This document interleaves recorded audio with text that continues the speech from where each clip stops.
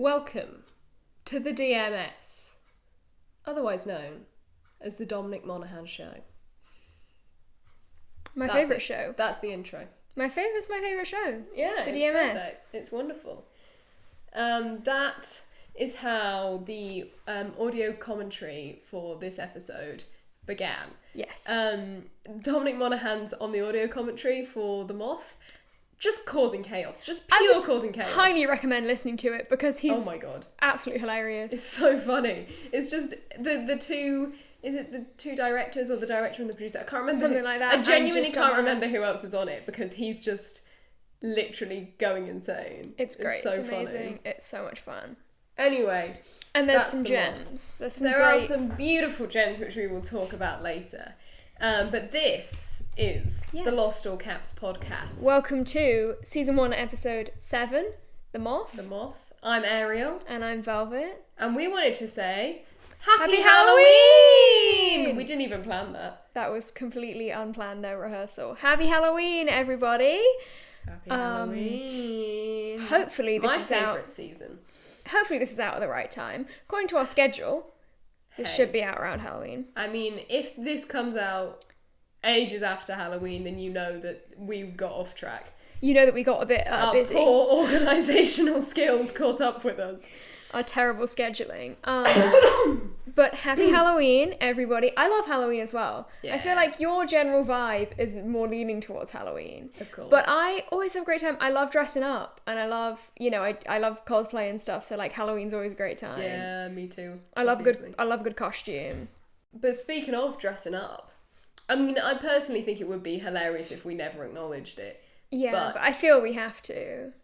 We may have to. We're currently dressed as Wario and Waluigi. Yeah. If you're listening to this, obviously you can't see us, but check out our Instagram. Yeah. You will be seeing many pictures and videos of us. Follow lostallcaps__podcast on Instagram and you can see our beautiful outfits. Yeah, we are... I mean, I wonder if they can guess who's Wario and who's Waluigi. I think probably. I feel like it's obvious, but I was talking to my friends and telling them about the fact that we were going to do this, and they went, which one are you going to be? And I was like, see, all of my friends that I told immediately went, you're Wario, aren't you? Oh. So... Well, there you go. My friends clearly don't know me, as well as yours know you. I don't know if that's because a lot of my friends also know you. More so, I think, than I know your friends. So maybe they could look at both of us and go, I know who's who. It's because I'm a certified twink. Yeah. You know legs for days. I'm legs for days. I'm legs for days, apparently. My moustache. This is rigged against me. My moustache is a lot thinner. Ariel's moustache is much longer and much thinner than mine. So it keeps falling off. This is not... Mine are wiggling around a lot, and I have to say I'm really enjoying it. Yeah. It must be fun for anyone who has a moustache. I assume every person who has a moustache looks and feels like this at all times. Yeah. God, I wish I had a moustache. God, I wish that were me. So the costumes have actually been a long time coming. I reckon it was probably like 2019, the first time we proposed the concept of us dressing up as Wario and Waluigi. It's been ages. Wow. Like, we brought it up because I remember us having a conversation. Oh no, it's a little bit later actually. Well, I remember us talking about having like a party where everyone dressed up as video game characters. Because it was right after Dad accidentally cosplayed Tom Nook. Oh yeah. Because we were playing Animal Crossing and he came downstairs and he was wearing like a blue patterned like Hawaiian shirt and like brown cargo shorts. Yeah. And he just looked and he's got like, like curly brown hair and a beard and he just looked like Tom Nook if he was a human man. He really and did. We were like, well, we should have a party where everyone dresses up as video game characters. And I think that might have been the first time we said we'd be Wario and Waluigi. Quite possibly. Wow, it really has Been a really long time. And we just, we never did it. Well, we were, kind of passively looking for stuff. Because then we met a guy at Comic-Con dressed as Waluigi, who we spoke to, where we were like, where did you find your stuff for your costume? So exciting. It was great fun. Maybe Waluigi, if you're out there. Yeah, hey. Guy who was... Get in touch. I was probably What were we dressed as at that time? I think you were dressed as Five from Umbrella Academy, and I was dressed as Eddie from Stranger Things. Yeah, that wasn't the Jack year. No, it Sadly wasn't when again. you went as Jack. That was the year after. But yeah, you inspired us, random guy. And now we're here. Because also, and I will die on this hill, we were not buying pre-made costumes. Oh, absolutely not. I was not going to just go on eBay and go, Waluigi costume and find that. No, we had to make our own. It looks so much shitter if you buy, like, the costumes that are just, like, printed with dungarees. I'm also like, can I just say, these haven't exactly been difficult to source. The hats, yes, because we had to get hats. We had to get proper hats, but, like... we went on Vinted, we typed in black dungarees, there was about 700 options. Literally. We found the purple ones were a bit harder to find.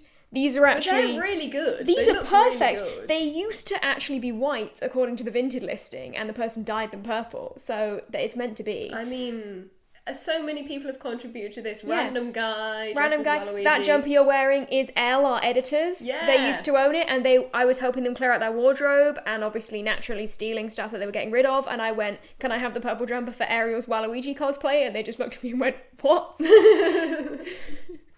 So Elle has influenced this. Random girl on Vinted who decided to dye her white dungarees.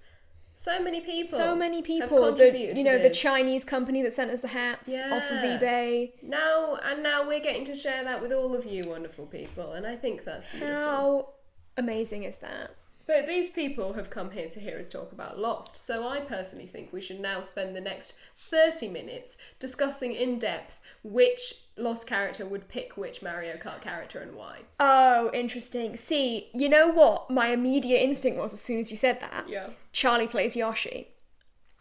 That's 100% correct. Charlie is such a Yoshi main. Oh my god. 100%. Charlie is such a Yoshi main. He's so Yoshi. Yeah, I mean, Yeah. you've hit the nail on the head there. I think he is Yoshi. Totally. I think Jack would either be Peach or like Luigi. I was thinking Jack as Luigi. Yeah. Because I think he'd be like he'd be like everyone picks Mario. No one appreciates Luigi. Yeah, he'd want to know? go for the underdog. But then it's like, Jack, no one picks Mario. Like, what are you doing? Literally, I've never met anyone who picks Mario on Mario Kart. But I don't think he'd pick Mario, even though he is kind of boring. No, I don't think he'd pick Mario. I think he wouldn't like Mario. I think he'd go, Luigi is my guy. Yeah. I think Kate, I'm getting King Boo vibes from. Ooh, interesting. I could see her as Birdo. Yeah. I could see her I as could see Birdo. I could Birdo. see her going Birdo's a girl boss. Yeah. And picking her. But I can also see her as King Boo. So that checks out.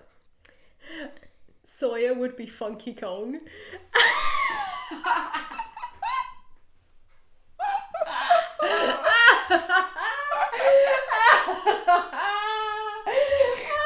so would! Oh my god, you're so right. He's literally Funky Kong. Imagine! Oh my days. Sawyer was Funky He Kong. literally is Funky Kong. That's amazing. Maybe John would pick Mario. Ooh. Elaborate on that. I think I don't know. I just think like he'd want to be like the main character. Yeah, maybe. I could see him. I don't really get like a see vibe. him as Bowser, maybe. Yeah, okay. Or maybe Wario. No, actually, I've changed my mind. He wouldn't want to be evil, I don't think. Yeah. I think he'd be like, I don't want to pick the villain characters because they're bad, even though it's literally a video game. Yeah. I changed my mind on that immediately. Yeah, okay, let's go Mario for... Okay, so we've got Mario as John, Luigi as Jack, Peach, we got Peach yet? We don't have a Peach. I mean, Shannon will probably pick Peach. See, I think Shannon would simply refuse to play. I mean, she wouldn't play. Boone would try and get her to play, and then she'd go, I'm not playing your nerd loser game. Yeah, you nerd loser. Who would Boone play at? Boone would play as Peach, actually, I think. I think Boone's a Daisy. I was gonna say Claire is Daisy. Ooh. Maybe they're fighting over Daisy, and then Yeah. Boo's like, okay, fine, I'll do Peach. But secretly, he's quite happy about it. Yeah, I feel like he'd enjoy playing Princess Peach. Yeah. Or maybe like he'd play as baby Daisy. And Claire would play as regular Daisy. He'd so play as baby Daisy. And he'd think he'd gotten off well in that deal. He'd be like, oh, I didn't realise you'd unlocked baby Daisy. Oh, I'll play as her then. Baby Daisy sucks! Oh my god. All the baby characters are so boring. Also, can I just say... Apart from Drybones. Is Drybones a baby character? He's a Koopa, which is a bit different. Yeah. Because Koopa Troopa isn't baby Yoshi. No. But he's baby-sized. Yeah. But the thing is, can I just say, why isn't there a baby Luigi? There's baby Mario, there's baby Peach, and there's baby Daisy. There's no baby Luigi. Are you sure? I don't think so. Let's research. That's weird. Because baby... Oh no, apparently there is a baby Luigi. But he's not in Mario Kart. Okay. How weird.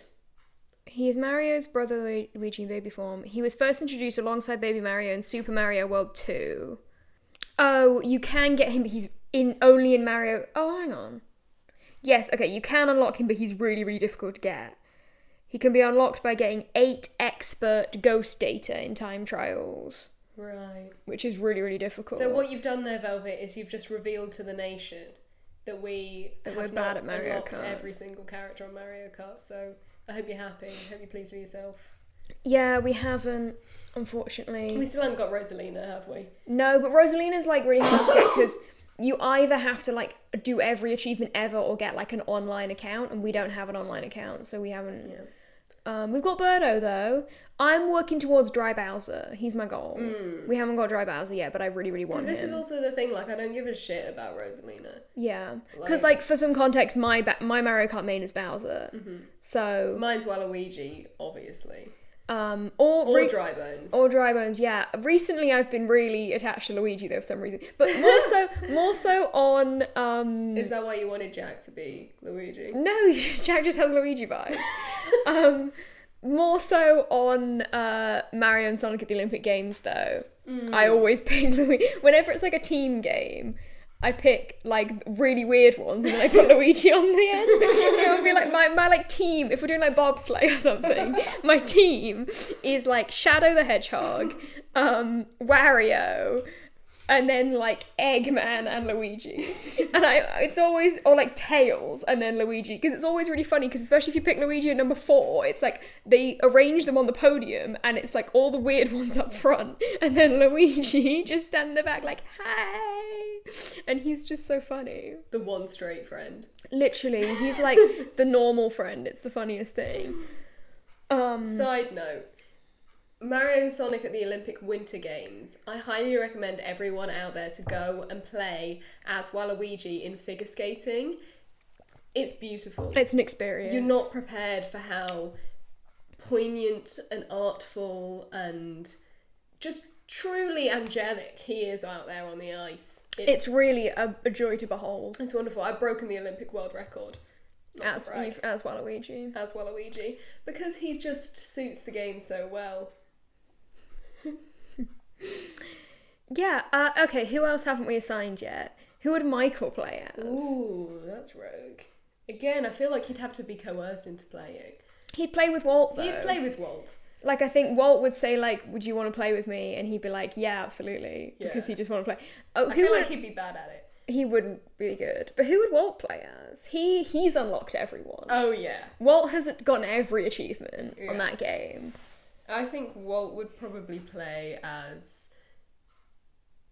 like, whoever has the best stats or something. Like, he'd have like a specific build. He'd have like a specific bike he always plays with that has all the best stats. But I'm gonna say Koopa Trooper for Walt. Yeah. But then I can also see Koopa Trooper as Michael, so I don't know. Maybe Michael would be Donkey Kong. I'm still laughing at Boone as Baby Daisy. He's so Baby Daisy. I think who would be Baby Mario? Because that's a huge insult. Yeah. Baby Mario is the worst character in all of Mario Kart. Yeah. But Sawyer's already got Funky Kong. Yeah. I don't think he'd pick Baby Mario either. I don't think he'd pick one of the baby characters. He'd pick Funky Kong. He'd pick Funky Kong. It's so accurate. Like, it just, like, something possessed me at that point. That was the spirit of Sawyer. That was Josh Holloway speaking to you. It was. It was. I feel like Hurley would play as Dry Bowser. Yeah. I can see that. I see that. Or maybe Hurley would play Birdo. Ooh. I can see that too, actually, yeah. We need Sun and Jin. Ooh, yeah. I fear you would have to keep Jin away from the Mario Kart, because if he lost, he would break the TV. Oh, yeah. He would be an absolutely aggressive player. But I also feel like he would be bad. He wouldn't be good. He'd be really competitive but bad. I feel like Sun would be really good, but she doesn't play it. She'd be like, oh, I don't know how this game works. And then she'd like smash it. Yeah, immediately come first in Rainbow Road or something insane. Completely.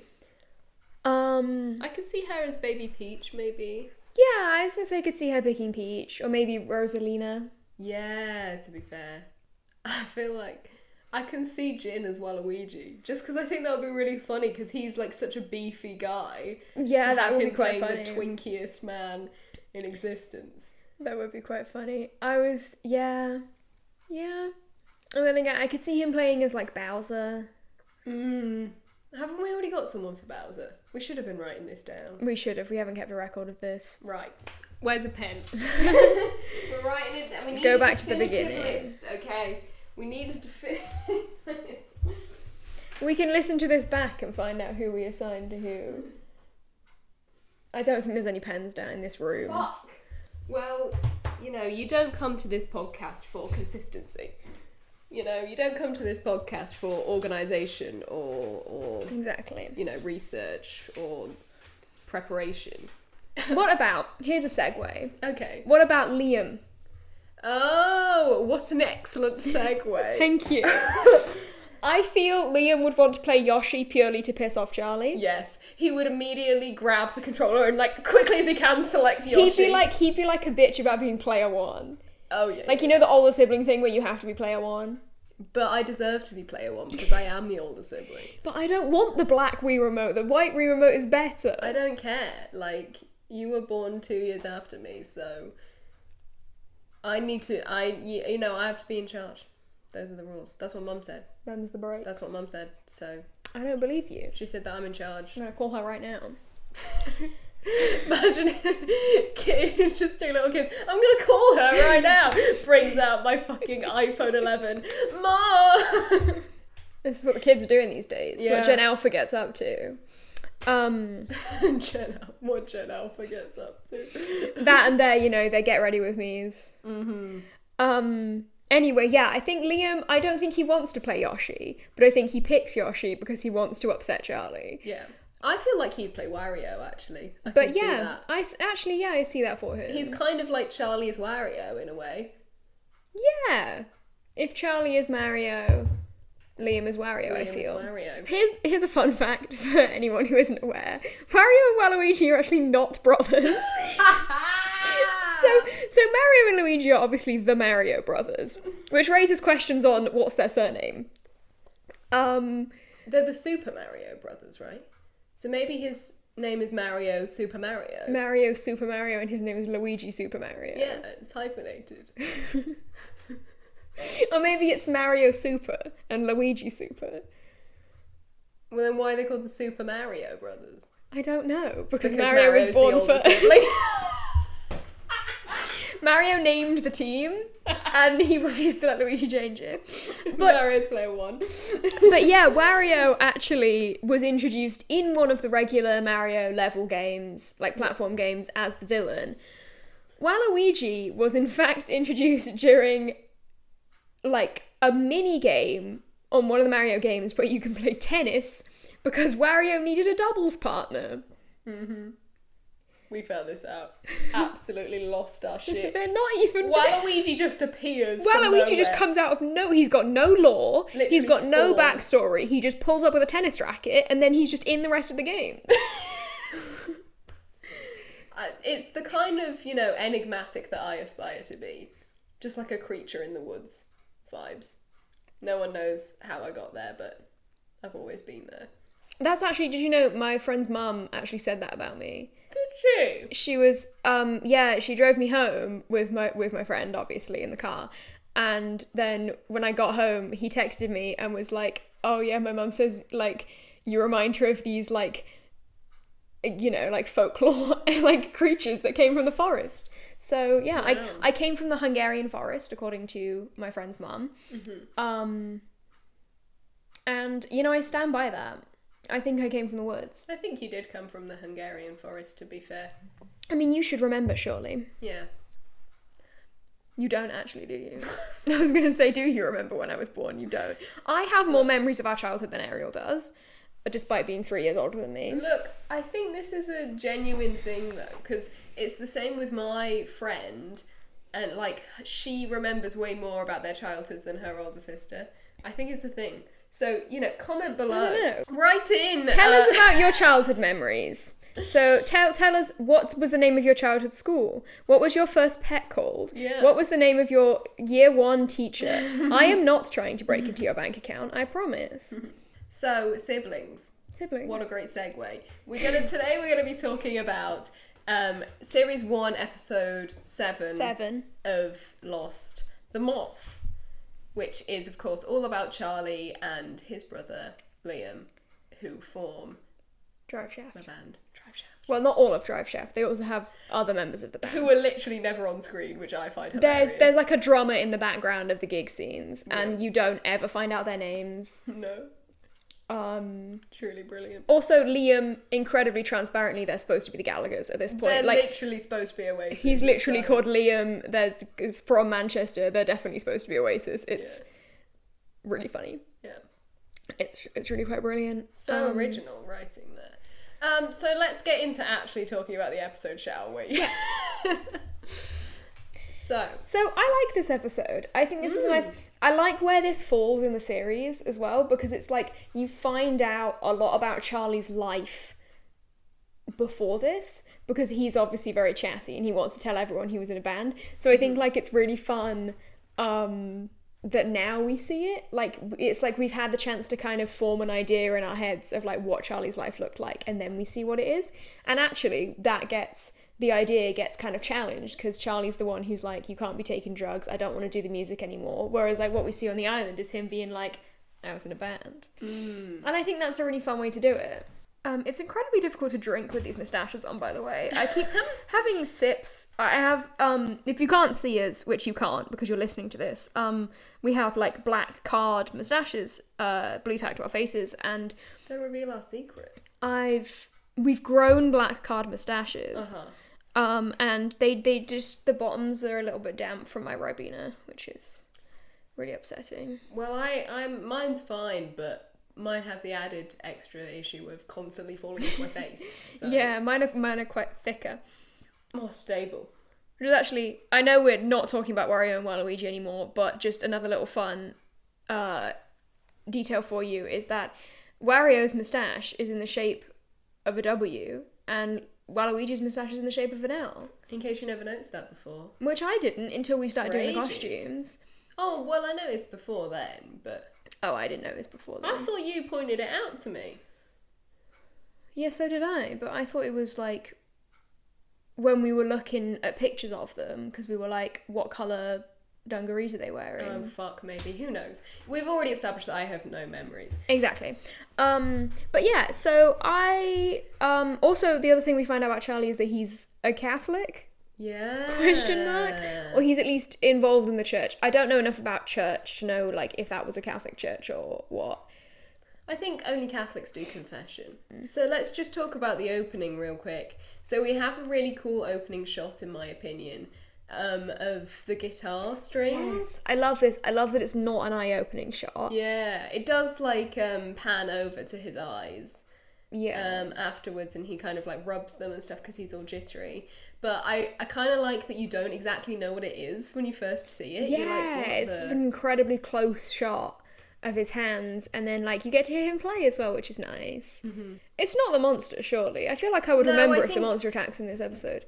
Doesn't John uses him as like bait, doesn't he? Is that bit? Oh yeah, probably. This is a peek behind the curtain. this is the longest we've ever gone between watching the episode and recording the podcast. So if we do make any mistakes on the plot of this episode, apologies. Yeah. We've low-key forgotten everything. It's been a week. Yeah. It's been a week. No, it's been a week since we... It's been a week since we watched the episode. But yeah, so I'm pretty sure he's like running from the boar. And it goes into slow-mo, and then he says, "Forgive me, Father, for I have sinned," and then it cuts to confession, which is I think that's very cool. It's very fun. It's a fun fact from the audio commentary. Originally, the priest wasn't going to be seen at all. And that guy is actually like, it was like the dean of the University of Hawaii. Yeah, and the drama department. The drama department, like head of the drama department, and they got the cast to go into the drama department and talk to all the students about like acting, and then they got the like teacher to be the priest in the scene, which I think is really fun. Which is brilliant. How cute, you know? It's just a really fun little sort of thing. And imagine being at that school. I know. And just suddenly all of these incredible megastars come in. All of these actors. And, like, the show obviously hasn't come out yet when this is happening as well, so they're going to be like, we're in a new show, and everyone's like, yeah, okay. And then, like, 10 years down the line, it's like, oh, shit. Mm-hmm. Yeah, I really like this first flashback scene, because I think it's a good mixture of comedic and serious, I think. It always gets 100%. Me the way that he's literally in confession, where everything's, like, supposed to be anonymous and whatever, and he just goes, "You see, it's my band. Drive shaft." Yeah. Like, he cannot resist the opportunity to mention the fact that he's in a band. It's so funny.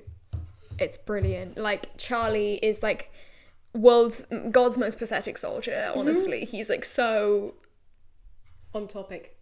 God. Quite literally God's most pathetic soldier. Uh-huh.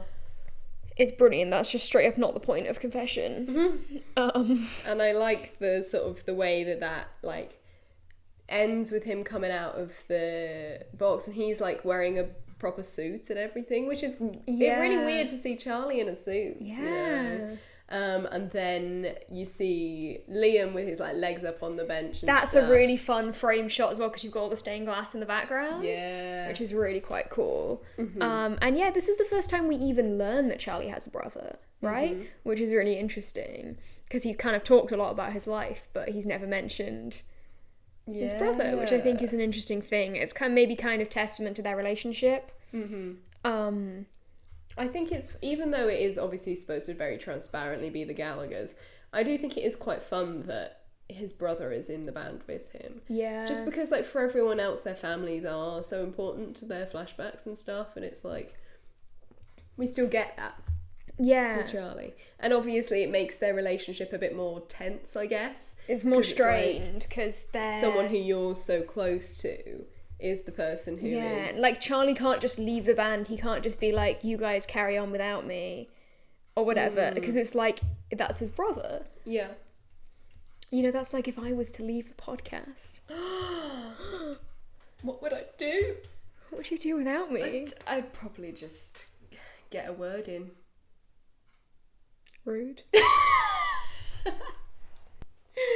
We have fun. The thing is, I like the fact that it's his brother. I quite like Liam as a character. I think he's an interesting character. He comes up, obviously, spoiler alert, he comes up a bit more in the future. I think the actor's really good. The one thing, the baby brother thing really pisses me off. Does it? Because it's one of those things where I'm just like, no one in the writer's room actually has siblings. It's because you have to establish the fact that they're brothers. I know, but surely they could have done that in a different way. I know. It's very transparent as to that's why they're doing it. Like, no one in real life calls their siblings bro or sis. Sis annoys me more. Sis is worse. Like, bro is shit, but at least people actually say the word bro. People say bro in other contexts. No one has ever said the word sis, other than actors in television shows that are poorly written. Like, no one calls their siblings that. It could have been, like, literally, like, there were so many other ways to establish, and it's the fact that he keeps saying it as well. He says and I'm it just, a lot. he says it a lot, and every time he says it, I'm just like, shut up, Liam. Because that's just not how siblings work. Crazy side note that we learned from the audio commentary. Oh, yeah. That actor is American. Yeah. Which is why, because I think he's doing a great He's doing Manchester a really brilliant accent, yeah. And he also looks very English. Yeah, I never would have guessed it. He has a very English sort of demeanour. And actually, I would say, like, he's American, but I would say, I mean, obviously it's because he's doing an accent, but there are moments where I think he sounds a little bit Australian. Really? Yeah, like, when you pay attention. Because obviously, like, English and Australian are relatively close in accents, and I'm like, yeah, there's a couple moments where I think he obviously struggles a little bit with certain sounds or whatever because of his real accent, and it sounds a little bit Australian, which I think is quite fun. But yeah, I was really surprised. I don't know what that actor is called. No, but you're doing a great job. Whatever your name is, let's find out. I don't think he needs our approval, but hey, I'm willing to give it. Maybe he does. His name is Neil Hopkins. Neil, we love your work. We love it. He's a trained actor and singer, best known for his portrayal of Charlie's heroin-addicted brother Liam on Lost. That's genuinely the top line of his Wikipedia page. Oh my god, I love the addition of heroin-addicted. Heroin-addicted. Yeah, Neil, if you're out there, you did great. You did great, Neil. We'll get him on. We'll get Neil on the pod. Bring him in. Pod, as like, you know, akin to bro and sis, never said before by human people. No, until you started saying it. So, yeah. The scenes, I really like the flashbacks in this episode, actually. I think we get a bit more flashback than we usually do. We're falling a bit more into the regular structure, which is that a lot of the later episodes are kind of half flashback, half island. Yeah. Whereas the earlier stuff is a lot more heavily on island. Because it's like, that's the interesting part, you know? Whereas after a while, it's like, yeah, we know they're on an island. We know they need more, it's fine, go over it. Yeah, 100%. But I really like the stuff from this. I appreciate eyeliner Charlie. You know, I appreciate nail varnish Charlie. Oh my god. When he's like performing and he's got like red streaks in his hair, he's got like that black t-shirt with the kind of silver shape on it. I'm like, it's the most violently 2000s. I genuinely have written in my notes here, violently 2000s aesthetic. Oh, literally, I do as well. Where is it? Hair and outfits so violently early 2000s. It's aggressive. So aggressive. And it's brilliant. I love it so much. I love the rockstar aesthetic. It is very so fun. Yeah. I love all the groupies. They make me giggle. Oh my god, yeah. I actually think it's kind of that for a lot of these transitions, they don't do the noise, they do something related to the flashback, and I often think it actually is quite sinister. Like, there was one where it was like the crowd chanting and screaming, but they did it in such a way that it was kind of creepy. Yeah, no, it's crazy. I do think it's really good. I kind of wish they hadn't abandoned that in the future, because I think it's really, really cool to have the sound transitions that come up a lot in the episodes we talked about. I think when you've watched it a few times, you start to notice these things and kind of appreciate the way it's crafted, as opposed to the kind of like the story. No, I wasn't going to say that. I was going to say the way that it becomes an established thing. Right, know? yeah. Like, yeah. Yeah. Does that make sense? I think so. Cool. But the crowd chanting, I love the gig scene. I love getting to hear you all, everybody live. Yes! Oh my god. Oh, it's incredible, because all we've had is you all, everybody. Really high pitched. The song is not that high pitched. No. And not even Charlie is singing it that high on stage. No. I like to think, I know they say in the kind of behind the scenes, that they didn't like give John Monahan a tune. He says something like he tried to do like a harmony or something. Yeah, like a kind of riff. Yeah. Inspired by Prince, I think he said, in a wankerish way. But I like to think that actually Charlie got nervous and he sang really high. Maybe that's canonically what happened. That's what I like to think happened in reality. Because Kate finally recognises him. Yeah, and he was like...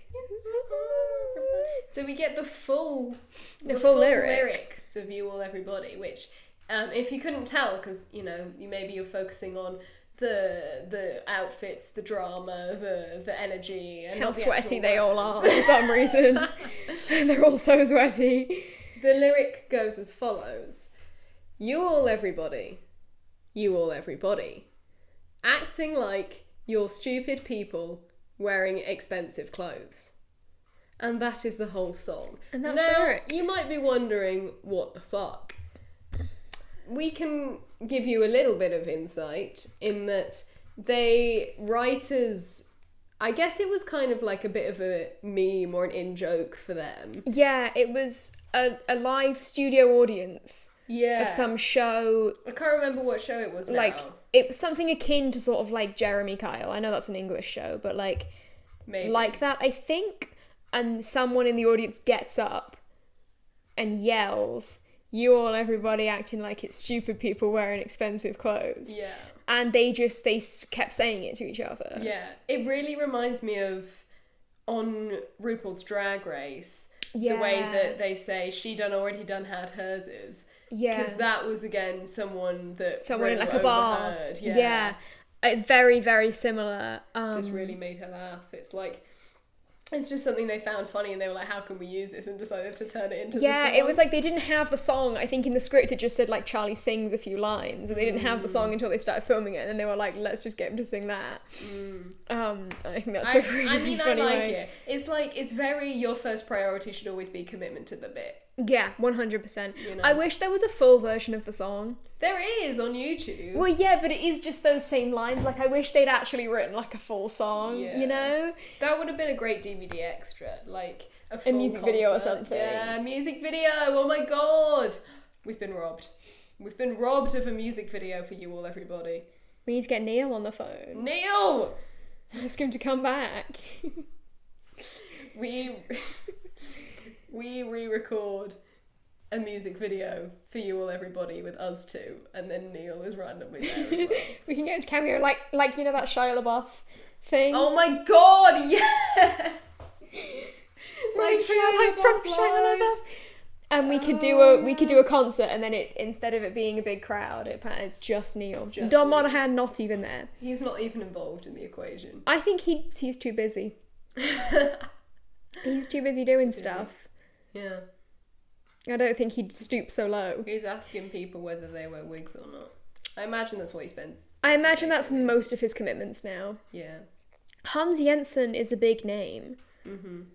And, you know, he's got a busy schedule, and he should, as an artist. You know, as a visionary. Of course.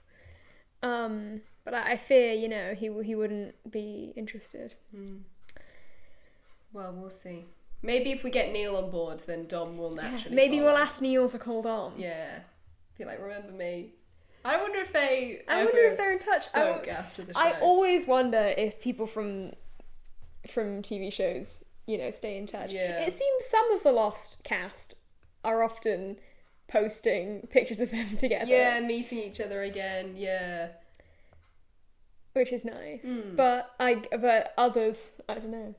Question mark. We'll see. I don't know why I said that. We probably won't see.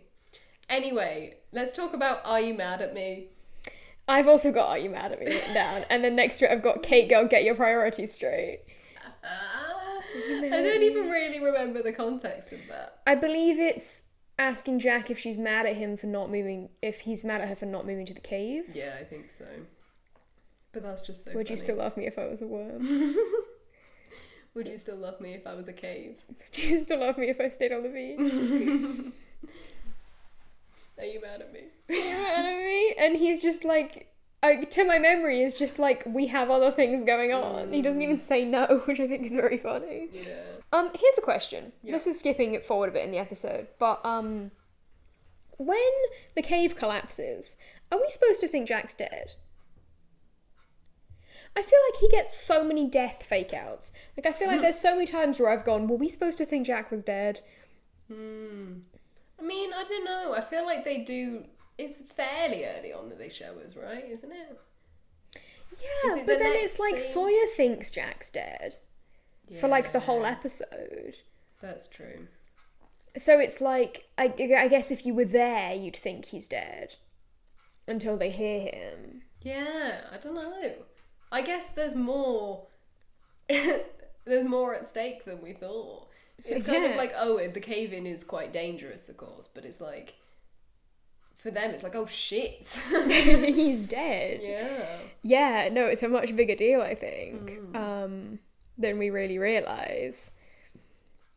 I think, we get everybody bands together to help Jack, which is nice. Mm-hmm. We get my faves, Scott and Steve. Scott and Steve! Pow, pow, pow, pow. This is a big episode for extras, because there's Scott and Steve, and there's also that one random extra that Shannon is gossiping with. Oh yeah. At the end of the episode. And she gets to point. She goes, great work. If you're listening, whoever played that role, great work. We love what you do. Great pointing. And it's a big episode for extras. Also, I like that Michael knows them. Oh, Scott and Steve. Yeah. Yeah. I like that obviously he gets their names wrong, but I think it's nice that, clearly Michael's been talking to everyone. Yeah. Because he knows them. I like it when we sort of get a bit of a jump in the kind of we don't need to see everyone talking to each other to know that they all know each other by now. Which is really nice. Yeah. And, we have a lot of extensive lore for Scott and Steve. Oh yeah, we've decided that they're lovers. Yeah, they are. They knew each other pre-crash, was what we decided. And they're boyfriends. Mm-hmm. And they get, everyone gets their names wrong all the time. Even in their regular life. Even in their pre-island life. And it's kind of a joke. It's like, the thing about how when couples live together, they start to look alike. We're so crazy. You can't take her anywhere. Yeah, I love Scott and Steve. Mm-hmm. They're not in it that much. They're literally barely in it, but we love them. They're in 3 more episodes, I think, by name. I mean, presumably they're still in the background. I don't think they hired specific actors to be Scott and Steve. They were just some of the extras get a line today. Maybe. I don't know. Maybe they held auditions. Do you think there were auditions for Scott and Steve? I'm Steve. No, sorry, could you say it a little bit more, with a bit more gravitas? He's Scott. Sorry, could you do it a little bit more like something that the audience don't? I'm Steve? You're hired. Do you think they did pointing auditions? A little higher? A little more nonchalant. A little more je ne sais quoi.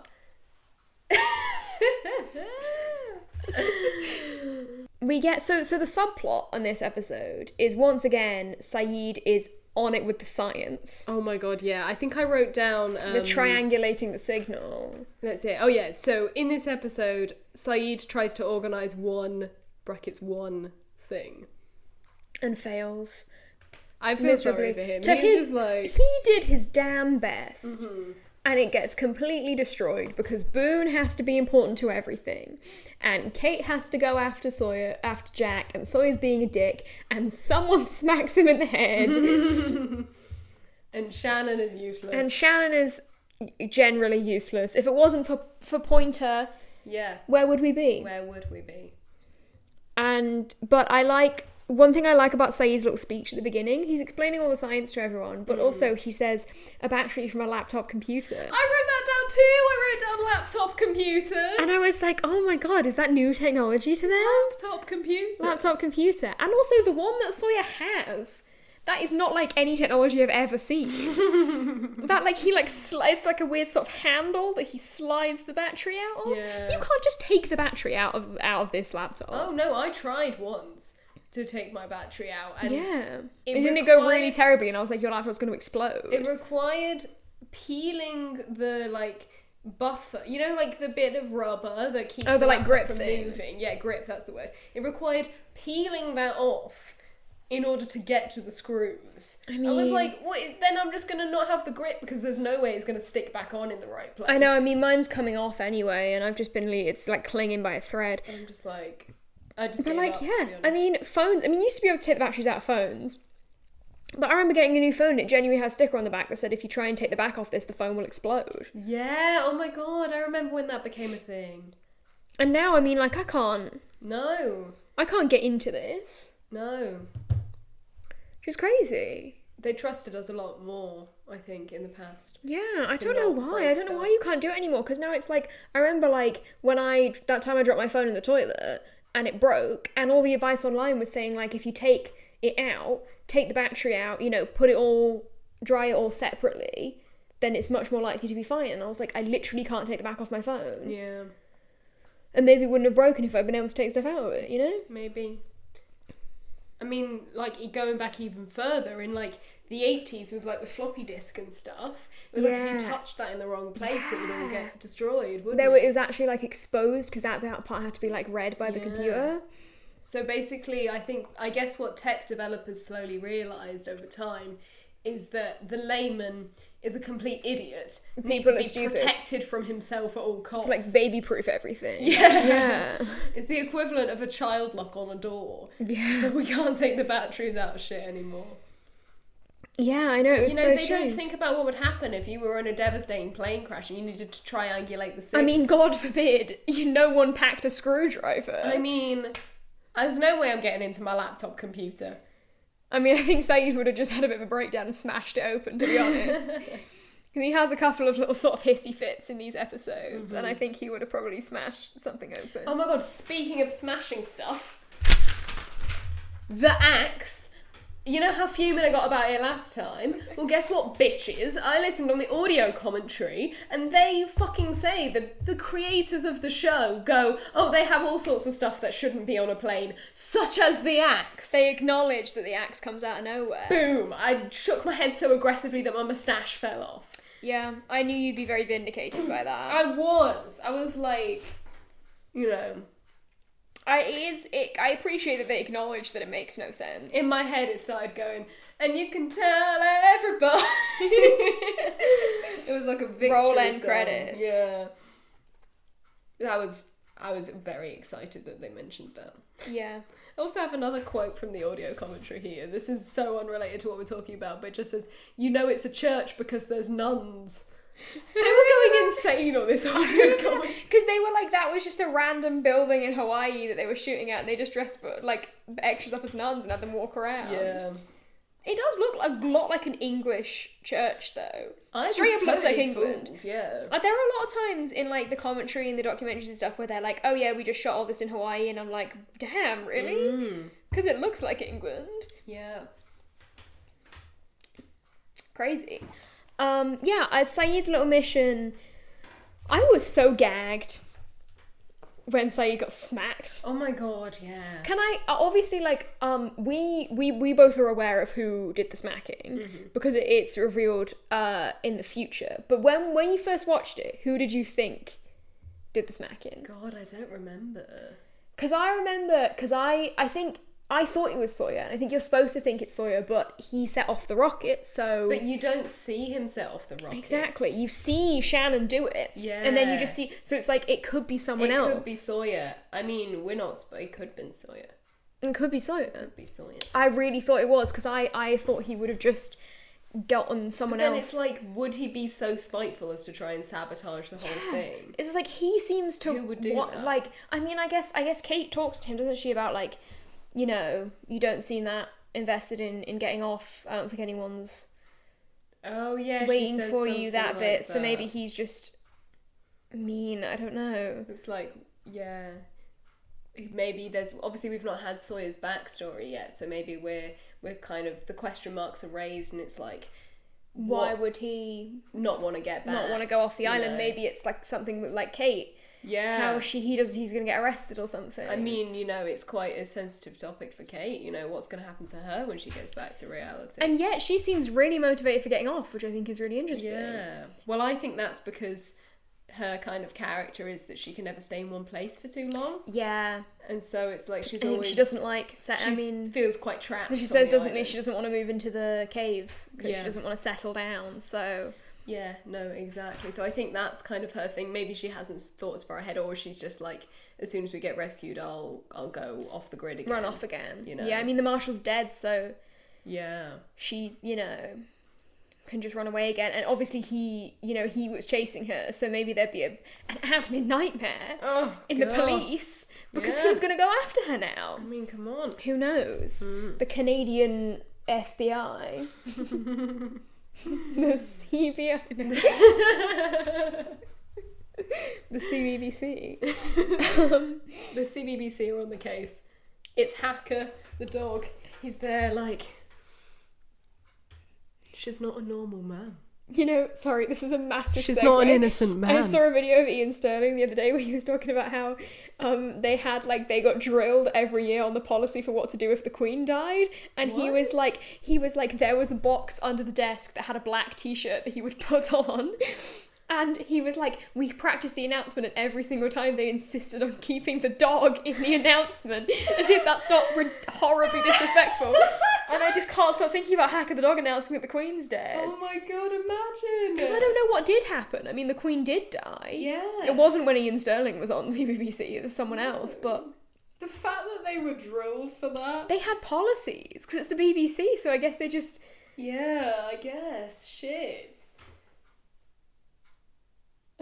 Imagine that's how you found out. Hacker the dog. Just so crazy. I'm sorry everyone, we've had to stop today's showing of The Next Step to bring you some very unfortunate news. Oh my god, insane. So yeah, Sawyer actually in this episode turns up the bitchiness. Mm-hmm. Which, maybe that's leading into the smacking, who knows. Yeah. We also get him reading Watership Down. Yes, we see him reading Watership Down, which is fun. Yeah, which is like, it's weird because like Sawyer is kind of the only one who you ever really see reading on the island. Which I remember like our dad being like, you wouldn't expect it from you wouldn't expect like him Sawyer to be a big reader. Yeah. But I think it's like he doesn't want to talk to anyone. So he like sits on his own in his tent and he reads. This is a side note. He moves into Jack's tent in this episode. Oh yeah, I forgot about that. Which I think is just really funny. Yeah. He just decides that's his tent now. My tent now. And he doesn't want to talk to anyone, and also I think he's more relaxed than everyone else. Yeah, he's in the wild. He's in the wild. So famously in the wild, you have a great library. Yeah, you have Watership Down. He's reading Watership Down, which I think is quite cute, and it's like, again, there are parallels to be drawn with the show. Yeah.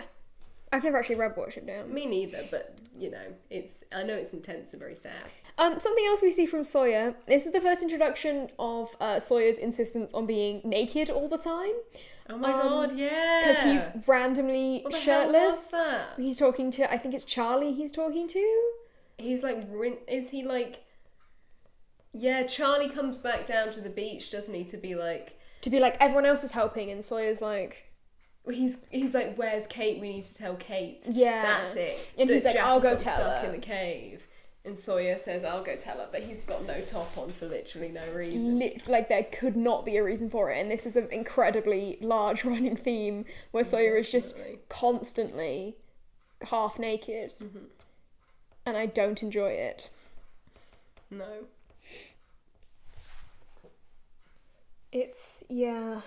Kate has some good comebacks for Sawyer in this episode. She does. I like it when she goes, do you try to be a pig or does it just come naturally? I'm like, pop off. Yeah. Also, I love Saeed and Kate in this episode. Yeah. I think Saeed and Kate have a really lovely friendship, and it's never really, like... It kind of, like, it's not really appreciated by me, and also I think by other, like, I don't really see any posting about it, or, like, also, later in the show, but, like, they're like, really working together a lot in these early episodes because they're trying to do all the techie stuff. And, like, there's a kind of really nice moment where Saeed and Kate are doing the rockets and Sawyer's with them, and Kate's like, oh, you go and we'll do this one, and Saeed says, like, I don't trust him with you. And I was like, I love Saeed. I was just like, that's just, he's a girl's girl. He is a girl's girl. That's completely true. And I really... That's the equivalent of, like, send me your live location on WhatsApp. Yeah. He's like Saeed would be such a life 360 truther. He'd be like, I need to be tracking you at all time. He'd be like, he's staying up. He's like, call me on your way home. I need to know you're okay. And I just really like that. And I really like Saeed and Kate as a sort of dynamic duo. Who's the Wario and who's the Waluigi out of Saeed and Kate? Ooh. I don't think either of them, really. I would say Saeed is the Wario and Kate is the Waluigi. Interesting. I was gonna say the opposite. Again, I feel like it's tenuous, it's a stretch. But I was gonna say, because I feel like, I don't know, Waluigi has more of a sort of conniving energy, a bit Robbie Rotten-esque. Whereas Wario, conniving? Well, I think Wario is a bit more hit it with a shovel kind of vibe. Oh, that's true. That's very true. Which I think is more Kate, whereas Saeed is a bit smarter. I was thinking more along the lines of like Waluigi kind of appears out of nowhere and he disappears, and I was like, you know, she runs away, she hides, she takes on a new identity. That's true. Maybe she was a tennis doubles, you know, at some point on her journey. Yeah, that was one of her aliases. Waluigi. Waluigi. Tennis extraordinaire. Yeah. Whereas Saeed is a bit more of a sort of concrete, I guess, villain to the Americans in the war. Anyway, that was it. I don't think either of them are either of them really, though. We will move on. Stupid game. In the photo shoots that you do, your hair changes dramatically from short to long. Okay. So yeah, let's talk about the caves a bit more. Yeah.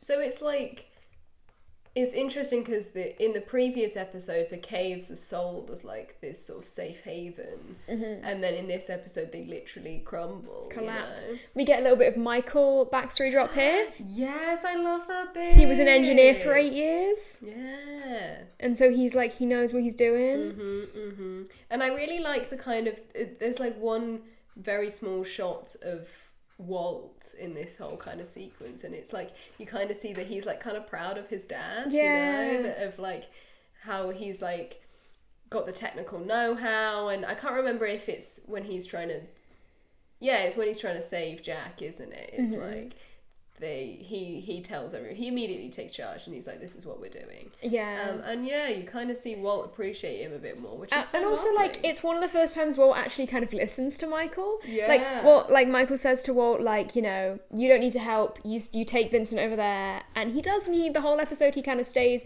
and it's like, I know they mentioned it in the audio commentary as well, like in the background of all these really intense shots, you can see Walt just kind of throwing a tennis ball for Vincent. But it's like, yeah, he listens to him. I think that's really nice. Yeah. Also, you get a little bit of Sun is kind of sassing back to Jin. Yeah, she actually stands up for herself, which is huge. Which is really great. And it's like, they were like, now they're on the island, she's not, he doesn't have as much power over her. I mean, actually, really, she's the one who holds the power over him because she speaks English, although he doesn't know that, of course. Yeah. I think that's really great. Also, someone finally corrects Hurley when he calls Jin Chinese. Yeah, I know. It's been really bothering me over all the episodes. I'm just like, come on, man. Why did they even do that? Do you know what I mean? Yeah. Like, that didn't need to be a part of it. And also, like, maybe in the moment, because then Michael's the one who corrects him, because he knows... Oh, this is supposed to be like a hint. It's not a secret that they're Korean. No. It's like, just, what? You don't know what Asian people look like. Oh my god, my nose is running. I'm so sorry. My moustache. We're going to have to lose the tash. I'm going to have to pause the game. It's the solo show. Quick, while Ariel's gone, let's gossip. I don't have anything to say, actually. Oh no, I was just telling them all of your secrets. I know. I think the cave stuff is really interesting in making Charlie, like, kind of take control of his sort of destiny. But also, I really think it's quite funny that the reason he's the one who goes into the caves is because he's small. Oh my god. The battle of the twinks. They're like, we need someone little to go in there, and he's like, on it, boss. It's like, it's him and Boone and Son, and it's just like, who's skinniest? You know, I find that bit so funny. He's like, it's like Charlie, like, he really brings in the short king. Short king! He really embraces the short king in him. He really does. This is episode. Part of his self-actualization. Yeah. And here's like a weird little speech about how they all have people that could lose them, and he's like, I'm fine. I'm going in there. And then he gets wriggling. And I think it's great. Also, there's that one random shot of Jack that really makes me laugh because he's just got like a rock on his chest. And I like to think that they set that up by just being like, okay, lay down. And there's like a big polystyrene rock or something, and they're like, okay, stay there. Perfect. Yeah. Because it's like looks a little bit staged, and it's very funny. Yeah, I noticed that as well. They like cut back to him just for him to go like or something weird. Like he just makes a weird little noise. He just kind of struggles. Did we need that? Do we need that? No. It's 4.99. We don't need that. This is something I forgot about this episode, is that Jack dislocates his shoulder. Yeah, I forgot that as well. That's crazy, that bit where he's like, you have to just pull. Yeah. Oh. It's unnerving, isn't it? God, it freaks me out. But it's like, I guess it's important because it's trying to be like, to show that Charlie can do all these things. Yeah, you know? because it's like Charlie goes in there and then the tunnel collapses behind them, and it's like he can't actually take Jack out. But Jack couldn't have got out on his own because he can't use one of his arms until Charlie helps him, which I think is really nice. At the very start, you know, episode 1, it's very life or deathy, and then that kind of peters out until like something like the cave-in. It's like, oh shit, you feel like it's like, oh, giant polystyrene boulder, we're really in it now, you know? Yeah. And this feels very intense, and it's like they're gonna run out of oxygen, the shoulder's dislocated, and it feels, the tension levels. Yeah, the oxygen thing that wouldn't even occur to me if I was in a cave. Like, I wouldn't be like, we're gonna run out of air. I'd just be like, it's dark in here.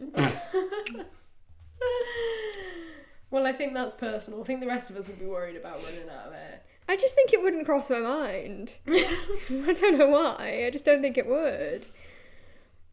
Do you think that you would just continue yapping so much so that you'd run out of air and not even realise? You'd just be talking and then suddenly mid-conversation just... 100%. 100,000%. Because the thing is, a great thing about me is that I keep talking even when I'm alone. And I physically cannot be quiet. So, like, I don't know if you ever hear me from across the hall in your bedroom, but I will be in my room monologuing. Sometimes it's like I start mid-sentence, which I always think is really funny. Oh my god. Or like sometimes because I'll be like having a really intense thought, and then I'll go, and here's the thing, like out loud. And I'll just start talking, and then I'm like, you know, it's great, it keeps me occupied. So I would, in fact... That'd be you in the cave-in. Just be talking. It's like, this is something I keep saying about my yapping ability, is there's a film, I forget what it's called, about a man who's in a boat accident, and it's just him the whole film. I watched it with Dad. It's just him in the whole film, and he's trying to get rescued, and there's like no speech in the whole film. The only dialogue you hear is like he tries to connect with someone on the radio, and that's it, and then he doesn't talk. And it's like one of the least words said in a film. It's like a record or something. Right. And I'm like, I want to remake that film. Was it directed by Wes Anderson by any chance? It Sounds like wasn't. The kind of bullshit he It does sound like the kind of shit he'd pull. I think he does actually have a film that's got like the next number of least number of words. No, because I enjoyed the film. So we know it's not Wes Anderson. But I want to remake that film where it's me and I try and break the world record for most words said in a film. Because Brilliant. I would just not be able to stop talking if I was on my own. Brilliant. So here's a question for you, Ariel. And I have a feeling I know the answer to this, but I'm going to ask you anyway. How do you feel about the title of this episode and the moth and its significance? Well, I really think that the moth is such a poignant metaphor. No, I think it's completely heavy-handed and ridiculous. Yeah, I have written down in my notes here, I think about the moth metaphor all the time, and not because it's good. Slash neg. Yeah. Yeah. It's so obvious. It's just, it's weird, because it's like, I feel like the writing is often quite subtle, but here they just really go, like, really heavy-handedly. It's really obvious. Lay it on so thick. John's, like, monologue about helping the moth out of the cocoon is like, gee, I wonder what that's supposed to mean. I know, it's really bad. Although, I mean, I do enjoy Chekhov's moth, because the moth comes back at the end, and it's the reason they escape, because he knows that there's light. I mean, I do actually quite like the moth in that. I like the moth, the character of the moth. Uh-huh. I enjoy. I don't enjoy the moth metaphor. The actor who played the moth, if you're listening, we love your work. We'd love to have you on the pod. I wonder if the moth is related to the fly from Lord of the Rings. I hope so. Maybe they're really famous on, like, Fly Netflix. Yeah, there's like a little insect. Netfly. Webflix. Webflix is better, I think. There's like a little sort of, you know, there's like a moth, there's like an insect bar where all the famous insects that have been in movies hang out. And they're there together, I truly believe it. And they just like, you know, sip on some sugared water and talk about how, like, you know, a bug's life has really had a negative impact on our industry. I just really wish the humans would appreciate our craft, you know? Because it's hard doing what we do. It is hard. I mean, it's so impossible to get extras work nowadays, and with CGI, oh my god, don't get me started on Equus. Yeah, I really don't enjoy the moth. I think the idea of Charlie being some kind of caterpillar that's going to emerge. I just think it's not quite... Because the idea of the episode, is it not that he was, you know, he was on the right path, and then he takes the drugs, and this is about getting him back on the right path. That's not what the life cycle of a moth looks like. That's a very good The point. drugs didn't put him in some kind of cocoon and he emerges better. Yeah, I guess it's about, like, rebirth? Question mark? I mean, I understand that, and, like, I understand what John's metaphor is getting at, obviously, because he's so obvious about it. But yeah, it's such a good point that it doesn't actually quite work. Doesn't really make sense. Yeah. But I do like the way that it's used in the final thing in order to show them where the light is or whatever. Like, that's nice, but again, it's super obvious. I think that's really nice. And I love that shot of them getting out of the cave. The hand coming out. Because also it's like the ground. Yeah. So it's like there's some kind of upper hill level that's just parallel with the top of the caves. Yeah. And the, like, hand coming out. And, oh my god, I love it. I love that bit too. It does also, though, you might hate me for saying this, but it does remind me of the Hall of Egress, which is, if you haven't seen... Right, thank you all so much for listening. I'm going. Goodbye. It's an episode of Adventure Time. That's one of the... It's in, like, season 8 or something. It's a later episode. And I love it. Ariel hates it. But essentially, it's about this cave that Finn goes into, and then he has to escape it. But the way to get out of the cave is to go up through a hill that's just like that. And there's, like, one bit where he comes out of it, and then he ends up trapped back in again. And at the risk of not, you know, I don't want to sit here and explain the entire plot of the episode, but then he comes out again at the end, and he's with Jake, and he's really happy. And I just, it reminds me of that. It's kind of like that in real life. Are you done? Yeah, I am done. How is it? I mean, I guess it kind of is, but only visually, right? Visually, yeah. I don't mean, like, in terms of symbolism or anything. Yeah. Just, like, it looks like it, which is nice. I really appreciate how absolutely fucking filthy Charlie is in this episode. Yeah. He just spends all his time covered in dirt, and I think that's really fun. As does Jack. They all really get Jack dirty gets in this really one. but the thing is, it's like Jack gets dirty, and then he's just in the cave the whole episode. It's like Charlie keeps coming out of the cave, and then, like, I swear there's one moment where he's, like, clean for, like, one scene, and then he goes back in again and gets filthy again. And I just think, like, the commitment to be, it's one of those things of the commitment to being a bit gross about the island from the kind of the people filming that they all get very sweaty and they get gross. Yeah. And they fall on each other in undignified ways.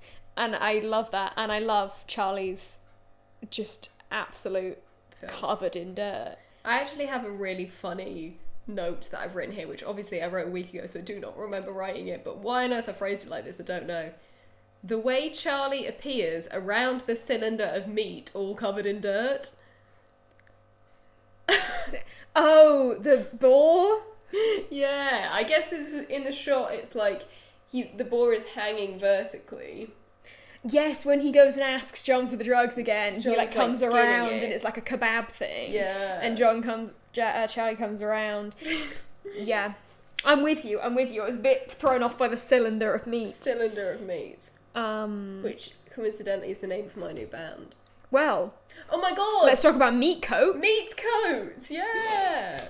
Meat Coat, the name of the band that they were going to be supporting Drive Shaft on their return tour, like a shared tour or something. Yeah, I think Drive Shaft was supporting them, weren't they? Because it shows that they've gone downhill. Like, no one really remembers band them. called Meat Coat. I want to listen to Meat Coat. I would so listen to Meat Coat. Meat Coat is weird as, but it's fun. I think it's so fun. And then they mentioned in the audio commentary where that came from. Do you remember this? They said that in the original scene in, I want to say it's episode 5. Is episode 5 the White Rabbit? Yes. Yeah, that one. Anyway, where Jack falls off the cliff and he's like hanging and John pulls him up. Originally in that scene, when it was written, John was wearing a coat of meat when he pulls Jack up. I do not remember that. The implication being, well, they just said he was wearing a coat of meat. I connected the dots to sort of go, oh, it must be because he goes out to fight boar, doesn't he? That he's wearing like boar skin or something. Yeah, made a kind of...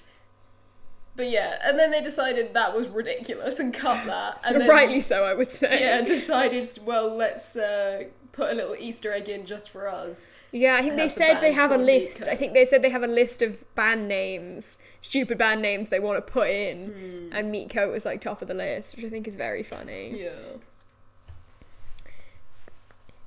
Yeah, I think it's not the cylinder of meat moment. It's later in the episode when the boar is on a spit, but that's a bit John's just kind of hitting it with some leaves. Yeah. And I have here, John's just hitting the meat with a stick, seasoning ? But it's question mark the words.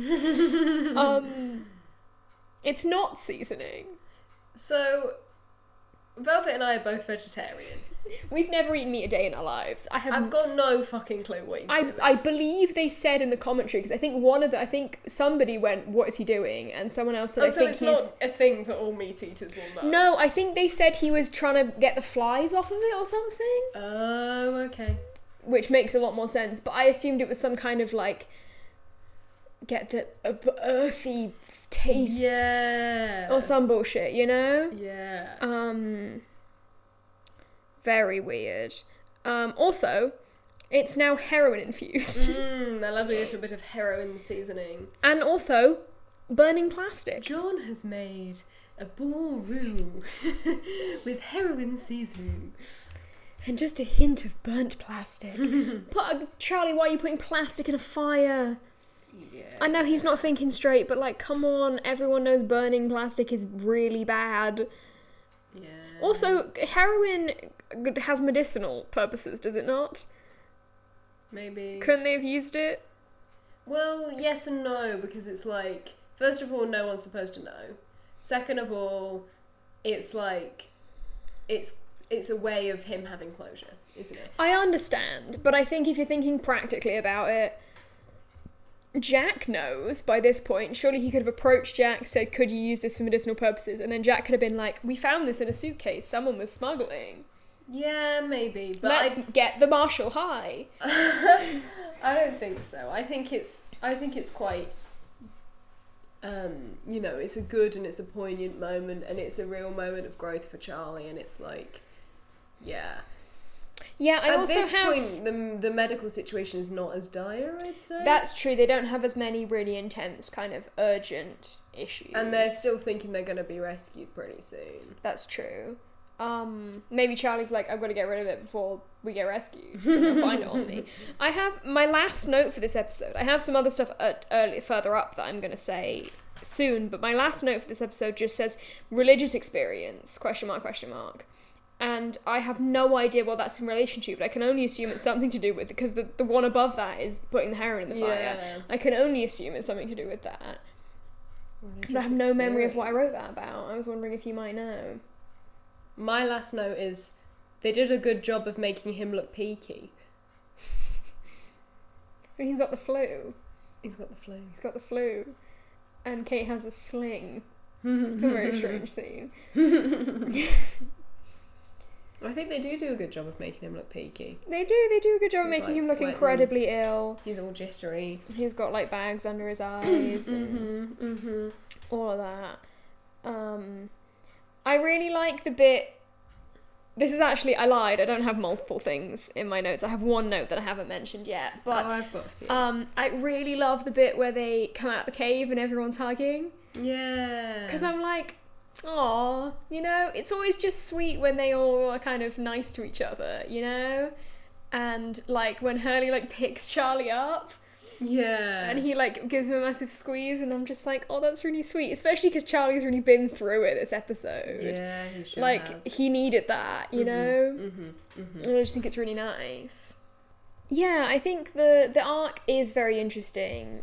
To then it being that Liam has this kind of clean domestic life in Australia, that one at the end. And he's got glasses for some reason. What the fuck? Why is he wearing those thin square ass glasses and that fucking old man fleece? I know, I'm like, okay, yeah, you had a daughter and you had to like settle down, but did you have to stop dressing fun? Yeah. Like, did you have to start wearing a middle-aged accountant? Do you know what I mean? I'm like, oh, have some self-respect. Like, you know, Charlie didn't do that. He's still dressing fun. Yeah, he is. Also, like, there's a really dramatic shot of some sprinklers in that scene, which I really enjoy. I just think it's, like, so funny, because it's, like, done, and it's just, like, some sprinklers. And I'm like, go. Yeah, maybe there isn't that... I was like, oh, we've barely talked about the flashbacks. Maybe there isn't actually that much to say about I don't think there's that much to say. I think it's kind of just, like... They're fun. I like the kind of, sort of, the concert and the backstage of the concert. That really chaotic one where, like, loads of stuff's happening, and they pose for a photo. Yeah, and they're, like, having the conversation. Cool. He's like... Yeah, I love like that scene. One. That's a really great scene.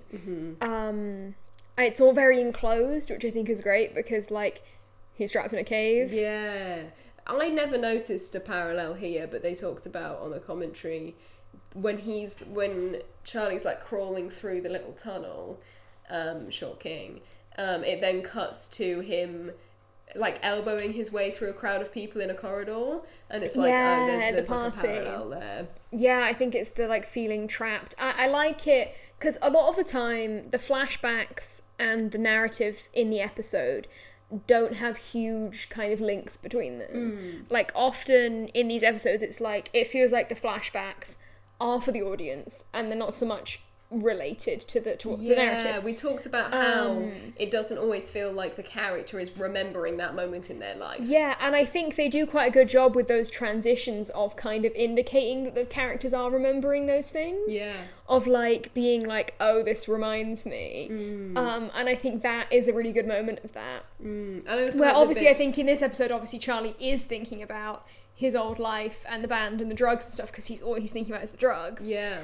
But, yeah, I think they do a really good job of kind of putting that together, piecing it together for the audience. No, I really like that bit where they're stuck in the cave and he goes, this reminds me of confession, this box. Yeah.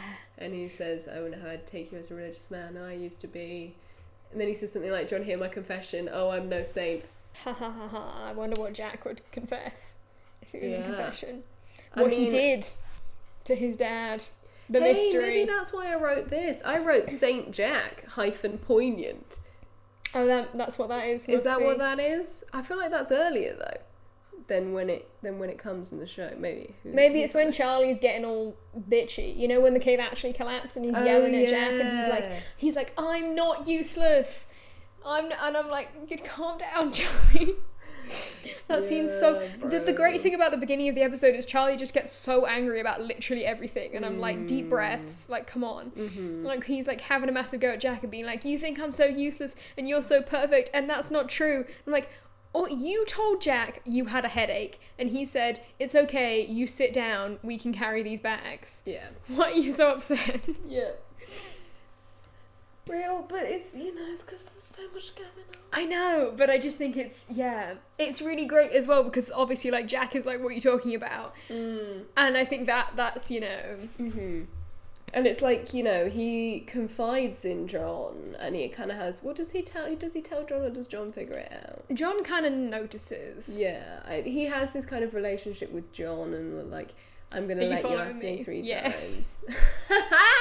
I forgot about that. I love you following me, yes. But with Jack, it's very different. And this is kind of, in a way, this is also hinting at the parallels and the kind of disparity between Jack and John as well, because it's like, John is very spiritual, and he's like, you need to be in control, I'll let you ask me 3 times, on the 3rd time I'm going to give them to you. I think that's always really interesting as well. But Jack is like, I could have given you something to help you with the withdrawals. Jack's very practical about it. Yeah. He's like, you should have said something, I could have medically helped you. Because also, I mean, heroin withdrawal is insane. Like I said, it's one of the most, damaging drugs, that exists. Like, it's probably quite a big health concern to go cold turkey on heroin. I'm sure Jack's like, oh my god, why are you crawling through caves? Yeah. Go and lie down. Yeah, I think the episode would have gone very differently if Charlie had told anyone else. Like, if anyone else had found out about the drug thing. I think it's very important to the arc of this episode that it's John who has them. I wrote, bro was wiggling, brackets, the boar. The boar, when they catch the boar, fuck me, is it going wild. Oh my god, that's such an intense moment. Wriggling around, and then I have to look away when John, kills it. Oh gosh, I know. Yeah, it's so brutal. John's so brutal, which is crazy, because he's like a very, I know, you think zen guy. You think of him as this, calm, presence, and he's really, he's talking to Walt, he's looking after everyone, but then it's he is straight up, killing all these animals and stuff, and he's, a very good hunter. Oh, well, yeah, they have a really big blue light. Where the hell did they get that from? Blue light? Yeah, when they're, trying to explore the cave-in or the caves or something, they have, a heavy-duty light that's sort of the size of a plate, almost, and it's blue. I'm like, where the fuck did she come from? Maybe that's an emergency light for the plane or something? Maybe. I feel like that is something that reasonably would be on an emergency plane. Not an axe, but I think, if, all the power went out, maybe they have to have, a light that can kind of light a cabin. Maybe that's a thing. I don't know. I don't know shit about planes, so... Why leave Shannon in charge? ? New earrings. Oh yeah, she's changed her earrings again. Changed her earrings again. I just said no one else is wearing jewellery, I lie. Shannon is changing her earrings every episode. Every damn episode, yeah. It's that whole thing, the sort of subplot with Saeed is so... It's funny, but also so frustrating. It's the I'm two totally worst people. Side, the two worst people to be putting in charge end up in charge. Yeah. Because he's very clear about the instructions. He really tries, and then both of them immediately abandon what they were set out to do. Yeah. But then it still somehow worked. This is the crazy thing, because it's I always was because, when the girl points, and Shannon sets off the rocket, I always assumed she just set off the rocket and didn't actually turn the transceiver, receiver, whatever it is, didn't actually turn it on. Thing on. But then we obviously have this mysterious person, whether it was Sawyer, whether it was Kate, who it was, we don't know, sets off the other rocket. We don't know if they switch it on either, but then Saeed actually does end up triangulating a signal. He does, right? He gets signal, and then it's right as he gets signal that he gets conked in the head. Yeah. So it's it does work, but it does work, so not only were the rockets set off, the batteries were also turned on. Yeah. But you're just You just feel so sorry for him. He's like the one person doing all the work in the group project. He's trying like... so hard. Literally, it's a group project of 46. Yeah. And he's the only one who's doing anything. Yeah. And it's like, come on. Like, he's literally trying so hard to get them off the island. Yeah. And there's a nice little touch as well of like, we hear a lot about the Christian faith in this episode and Charlie's faith, but you see a little bit of Saeed's faith as well, where he does like he mumbles a little something before he sets off his bottle rocket. A little like sort of prayer of some kind. Which is nice and kind of sets up for Saeed's episode, which I don't think is the next one. No, the next episode is Confidence Man. Ah, okay. But I believe Solitary is Solitary, isn't it? It's the one after Confidence Man. So it's episode 9. I really thought Solitary was earlier on. Yeah, it has a big impact. Solitary is the Saeed episode. Yeah, it's a good one. Oh my god. It's a good one, gang. Get ready. Oh. Every single one of Saeed's episodes is so emotional. Yeah. Oh my god. We'll forget about the emotional stuff though. We'll talk about what could have been in this episode to make it... Because I think, this is my segue here. Are you ready? I don't necessarily think that this is one of my faves. No, me neither. But what could have made it better is a scene that they deleted. Segue. Beautiful. That we found out about on the audio commentary, which is at one point... God, I forgot about this. Charlie was supposed to hallucinate seeing Jack in the... So Jack's trapped in the cave. It's at the point where Jack is trapped in the cave. Charlie hasn't gone back for him yet. He leaves to go get everyone. And I think it's... Maybe he has that second conversation with John. He asked for the drugs for the second time. At that point, as he was walking through the jungle, there was a deleted scene where he hallucinated seeing Jack, and obviously, presumably was like saying something like, oh, thank God you're out the cave, you're safe, or whatever. And Jack responds with, you all, everybody! Yeah, Jack was supposed to be singing You All Everybody. What the actual fuck? I'm going to be honest with you, I wasn't sure how serious they were about that. I couldn't tell if they were joking. Me neither, to be honest. But, like, because there is that line later on where he says, have you had any hallucinations? And he said, apart from seeing you in the jungle, no.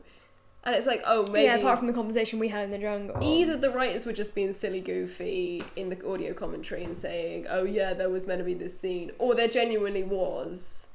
I would believe both, to be honest. Yeah. I can see them doing that. But then I can also see them going, hang on a minute, this is ridiculous. Yeah, maybe it's a 5 situation. Yeah. With Boone, where they kind of went, this would be a great idea, and then they went, hang on, that's ridiculous. Hang on a minute. Yeah. But I mean, there is a similar scene in series 2.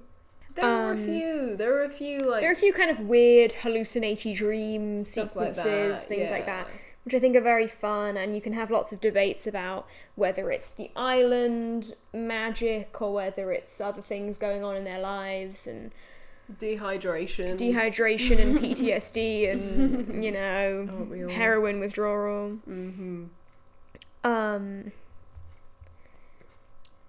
And just to end, unless you've got anything else you wanted to say. I don't think so, no. Nothing, like, major. I like this episode. I don't love this episode. Bro is just fully standing up in a tree. Is that Sawyer? That's Sawyer, yeah. He climbs the tree and he has like a whole weird conversation with Kate, and he is like... Sawyer's really in his villain era in this episode. Like, he's very sort of nefarious. Yeah, he goes up to Kate and then immediately decides, do you know what, fuck you. I'm going to pretend to help and then just torture you by going like, oh, didn't you hear? And also like the fact that he thinks Jack is dead makes it so much worse, because it's like... Yeah. It's not that like, oh, he's gonna like make her think that he's like dead. He straight up thinks that Jack is dead. Yeah. And he's still fucking with Kate like that. Like, that's horrible. Yeah. Yeah. Anyway, Bro's just fully standing up on a tree, being an arsehole. But just that final scene between John and Charlie where he burns the plastic, as we know. Don Monahan said that in the audio commentary that he was emulating Gollum. He did. In that moment. This. He was channeling Andy Serkis. Mm-hmm. I don't know in what way. Because he's got the hood up and he's a bit my precious-y when he holds the when drugs. he holds it. He kind of flicks it into the fire, maybe. Just in case you thought that the hallucination was completely ridiculous and that would never be in Lost, you know, this is what the actors were thinking while they were genuinely playing the roles. They were thinking about Gollum, so, you know... Anything can happen. And anything is possible. So, yeah, do you have any sort of closing... Is that the closing statement? That's my closing statement, yeah. I enjoy that. But yeah, I like this episode. It's not one of my favourites. I think it's very nice for Charlie's sort of character development. But I think because we know a lot about Charlie already, it's not like one of those episodes where you're like, this is revolutionary. It's not mind-blowing, no. No. I'd argue that, like, the stuff that happens on the island is perhaps more... Yeah, the cave-in is very intense, and that kind of gets glossed over a little bit. Yeah. But then, like, Michael has to kind of go and check the structural integrity of the rest of the cave. Is a bit...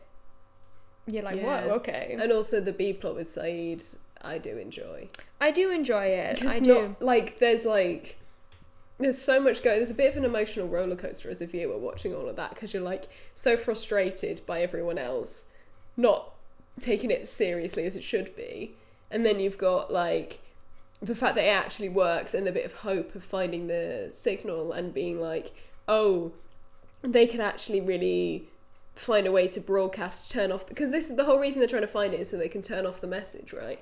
So they can find the French woman's signal, yeah, and broadcast their own thing. Awesome. I think. Yeah, and I think Saeed's, because Sawyer says quite a bit, like, but no one answered it for 16 years. I think Saeed's kind of thought process is because he's knows about all the tech, he might be able to kind of find a direction to put the radio tower in, or make sure people hear it, or something. Amplify it in some way. I don't know, but you have the hope, regardless of whether you understand it, which I don't. You have the hope because you're like, oh my god, they find the signal, and then immediately he gets, you know, conked in the head. Hit from behind, as one of the event cards in the Lost game details. Hit from behind, and it's a great picture of Saeed in the car. Drawing of him like, ugh.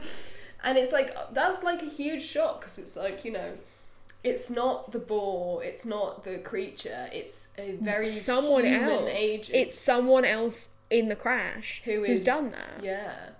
Like, trying to stop them from finding a way off the island, or in some kind of indirect way. Or some such thing. I mean, we don't necessarily know it's someone from the crash. Well, it is, isn't it? I mean, that there has been previous people on the island. You know, maybe it was the French woman. Yeah, maybe the skeleton came back to life.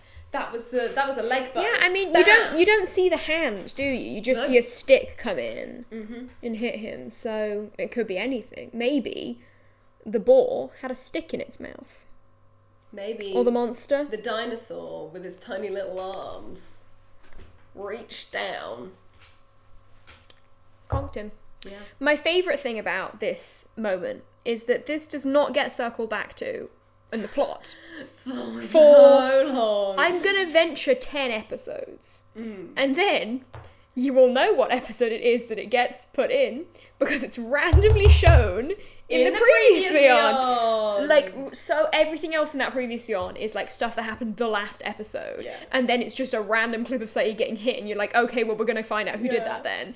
It's so obvious, and I love it so much. It's so funny. It's such a shame, because it is like a dramatic thing, because everyone's forgotten about it by that point, but they unfortunately have to put it in have to make sure we remember it.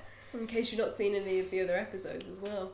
But let's write that down. We don't have a pen. Let's write that down as a prediction. 10 episodes. 10 episodes time. Oh yeah, what did you write down that you wanted to mention at the end? I was going to not tell them. Oh, okay.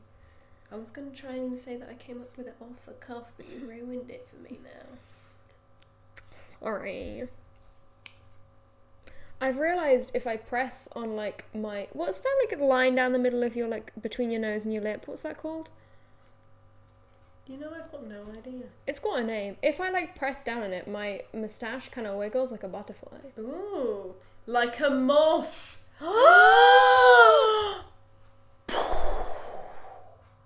It's almost as if we planned this. We didn't. We didn't. This might not even be coming out on Halloween. Who fucking knows? Anyway. Yeah, I'm going to venture 10 episodes. So I'm going to say episode 17. Episode 17, if that's correct, then which Velvet is... wins. Actually, I don't know. I was going to try and predict what episode 17 is. I don't know.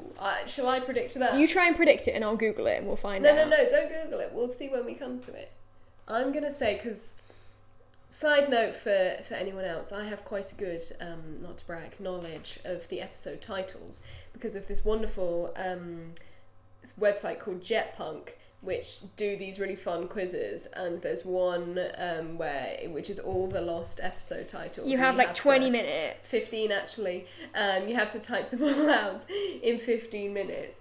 And Ariel got so obsessed with getting it right. I got quite obsessed with I did it like twice. I think the first time I got like 50 out of 300 episodes or something. Mm-hmm. I'm not very good at it. Have done it. Although I would say I think if I tried it now, I think I'd be better. We'll try it once we get off the air. We will. But yeah, I go through phases where I'll go, oh, I wonder if I can still do it. I'm so goofy. And then I'm staying up until 2 a.m. Like, come on, I need to remember. Yeah. Anyway. I mean, I would recommend Jetpunk to anyone. There's one on there which is the first 300 words of the B-movie.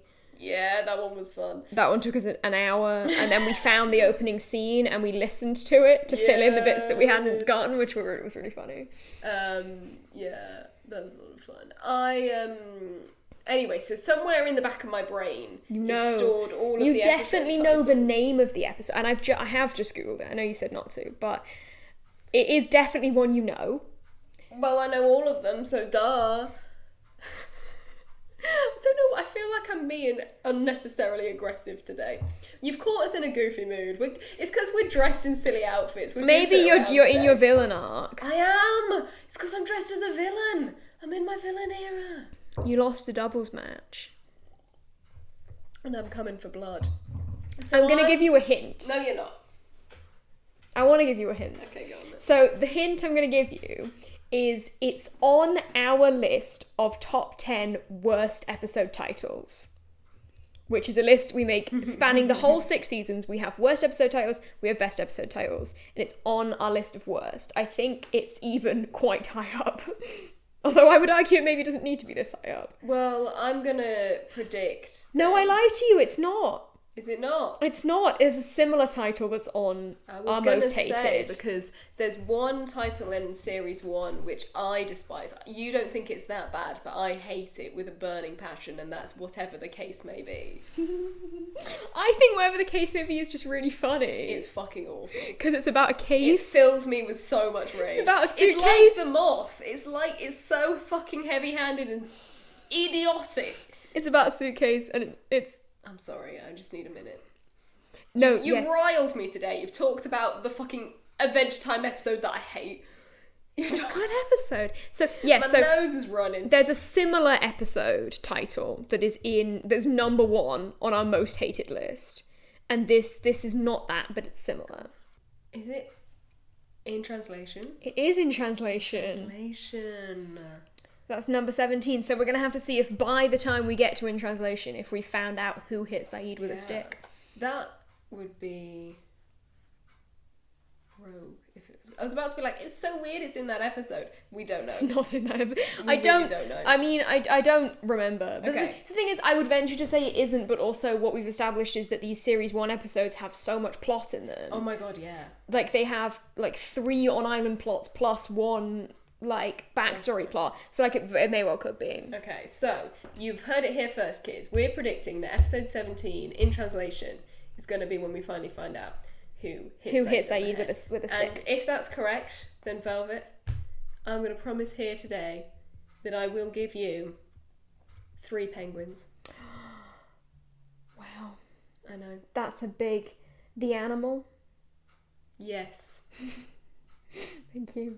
You're very welcome. Maybe 2 penguins and a Kit Kat. We'll see. Or maybe 1 penguin and a bag of Maltesers. We'll mix it up. Hey, it could be anything. So that's a bet that's set in So that's stone. a bet. It could be anything. It could be anything. So thank you so much for listening. Yeah. Thank you for joining us on this wild ride. On this crazy, crazy night. This ride that has been almost as bumpy as the Rainbow Road. So you can follow us on Instagram, TikTok, Tumblr, and Facebook. Yes, indeed. On Lost All Caps everywhere. LOSTALLCAPS-podcast. Podcast in most places. You'll figure it out. I believe in you. We're not gonna, patronize you like the tech guys do when they make the, laptop computers that don't allow you to take out the battery. We trust you to be able to find us. We do. You find me on Instagram at Velvet Hebditch. You can find me at Ariel Hebditch. I'll be doing stand-up gigs and whatnot, posting silly reels with my comedy troupe at Spruce Moose Comedy. They're on TikTok as well as Instagram. I'm not personally on TikTok because I hate it. No, me neither. We don't have personal accounts, but we have a collective. I don't hate TikTok. I want to change that because obviously we're posting on TikTok, so that would make me a hypocrite. I know that I can't have the app downloaded because I know what I'm like. Ariel doesn't have TikTok. I have TikTok, and I spend most of my time... The podcasts. I run the podcast TikTok, and I spend most of my time downloading edits to send to Ariel. Yeah. We should do an edit review at one point. Oh my god, we need to go through my save folders. I have many a lost save folder. Multiple folders? Yeah. One of them is just Saeed in all caps, and then it's like explosion emoji, exclamation mark emoji, gun emoji. Although, of course, they took away the gun emoji, so it's water gun emoji. Yes. And then I have one that's called Lost All Caps, actually, ironically, God.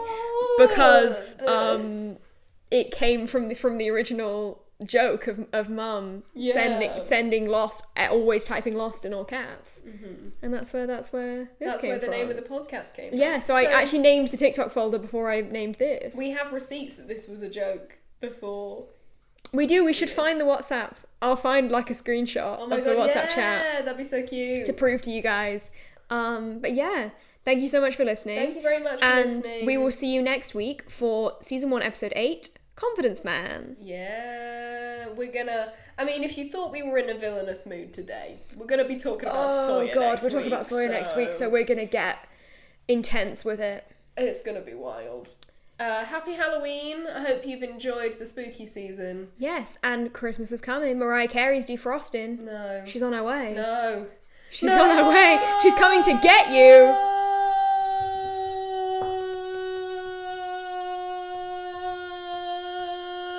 Velvet, end the record. I'm gonna see how long you can go for.